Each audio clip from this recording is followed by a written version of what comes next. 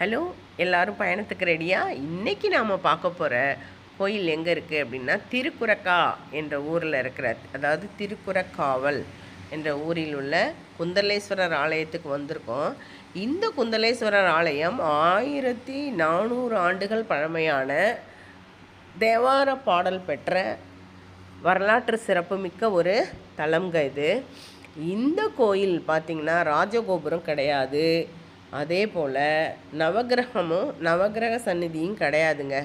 ஆனால் இந்த கோயிலில் ஒரு பயங்கரமான சிறப்பு இருக்குங்க. அது என்னன்னு நீங்கள் யாருமே சிந்திச்சிக்கவே முடியாது, யோசிச்சே இருக்க மாட்டீங்க.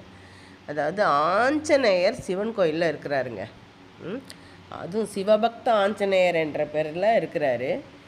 எப்படி ஆஞ்சநேயர் இங்கே வந்தார் அப்படிங்கிறது தானே சொல்கிறேன், கேளுங்க. அதாவது ராமாயண காலம் முடிஞ்சவுடனே அப்போ ராமன் ராவணனை கொன்னுடுறாரு இல்லையா. ராவணன் அதிதீவிர சிவபக்தன். அதனால் இவருக்கு பிரம்மஹத்தி தோஷம் வந்துடுது. அந்த தோஷத்தை நீக்கிறதுக்காக அவர் ஆஞ்சநேயர்கிட்ட சொல்கிறார், ராமேஸ்வரத்துக்கு ஒரு லிங்கத்தை எடுத்துகிட்டு வர சொல்லி சொல்கிறாரு. ஆனால் அவர் கொண்டு வரத்துக்கு ரொம்ப லேட் ஆகிடுது. அவர் காசி எப்படி வராரா, அதனால் கொஞ்சம் லேட்டாகிடுது. லேட்டானவுடனே அப்போ அகஸ்தியர் என்ன சொல்கிறாருன்னா, சீத்தைக்கிட்ட கடலில் இருக்கிற மணல் இருக்கு இல்லையா, அந்த மணலையே லிங்கமாக பிடிச்சி அந்த இதை முடிச்சிடறாங்க, பூஜையை முடிச்சிடறாங்க. ஏன்னா அந்த நல்ல நேரத்தில் செய்யணும் அப்படிங்கிறதுனால அகஸ்தியர் சொல்படி அது நடந்துடுது. இவர் ராமர் பூஜை செய்ய வேண்டிய நேரத்தை தவற விட்டதுனால அந்த இவருக்கு அந்த பாவத்தை நீக்கிறதுக்காக இவர் சிவபெருமானை நோக்கி தவம் செஞ்சு சிவபெருமானை வழிபடுறார். அதனால் இவர் சிவபக்த ஆஞ்சநேயராக அந்த இடத்துல இருக்கிறாரு. இவர் என்ன பண்ணியிருக்காருன்னா, தன்னுடைய காது குண்டலத்தை சிவபெருமானுக்கு கொடுத்ததுனால மூலவருக்கு குந்தலேஸ்வரர் அப்படின்ற பேர் வந்திருக்குங்க. சரி, இந்த கோயில் எப்போ திறக்கும் அப்படின்னா, காலையில் 7:30 மணிலேருந்து 12:30 மணி வரைக்கும் திறந்துருக்குங்க. மாலையில் 4:30லேருந்து 7:30 மணி வரைக்கும் திறந்துருக்கும். அம்பாள் பேர் குந்தலாம்பிகை. அப்புறம் இந்த கா அப்படின்னு முடிகிற 5 தலங்கள் இருக்குது.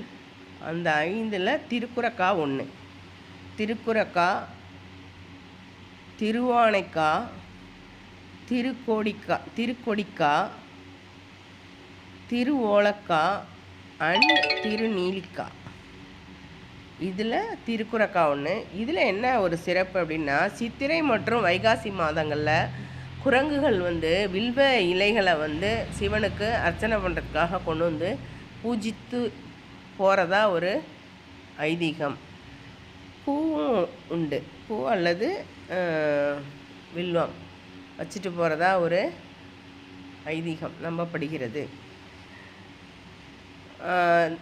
இந்த பக்த ஆஞ்சநேயன் பார்த்திங்கன்னா ருத்ரா வடிவத்தில் இருந்தாலும் அவருடைய வால் பகுதி ரொம்ப வலிமை மிக்கதாக இருக்குது. என்ன காரணம்னா, அந்த வால் சக்தியின் வடிவாக நம்பப்படுகிறது. அதனால் இந்த ஆஞ்சநேயருக்கு அவ்வளோ பலம் உண்டு. ரொம்ப சிறப்பு வாய்ந்த இந்த தலம். இன்றைக்கி இந்த தலத்தை பற்றி தான் உங்கள்கிட்ட